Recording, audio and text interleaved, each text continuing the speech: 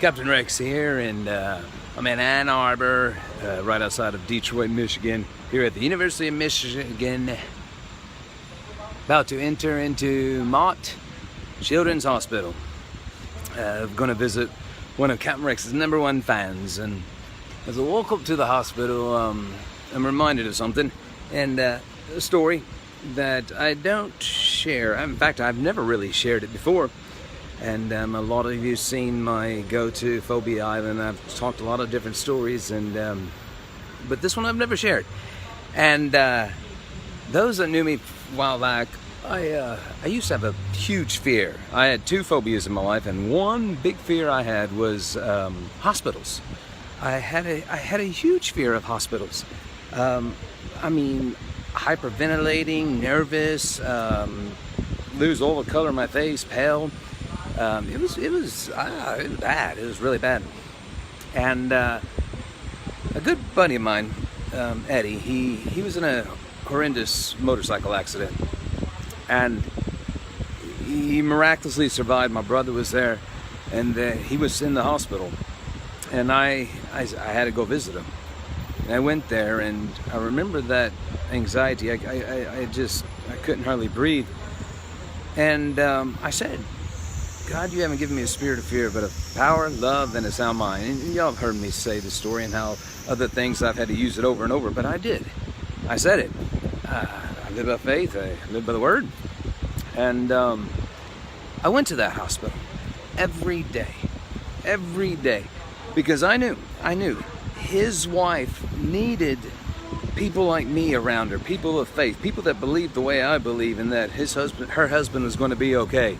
That, it was so bad that they wouldn't even operate on him. He had a fractured skull, broken neck, all this stuff. They wouldn't even operate on him because they didn't think he was going to make it. And that was just giving God time to do all the work. So they didn't have to operate on his neck because it was healed and everything. And that may have not come about if I let fear take over. If I let that anxiety, whatever it was, take over. And so he didn't give me a spirit of fear, but a power, love, and a sound mind. And the power, man, I've been there. The fear would have took over. Fear and faith. Y'all have heard me talk about a lot of this all the time.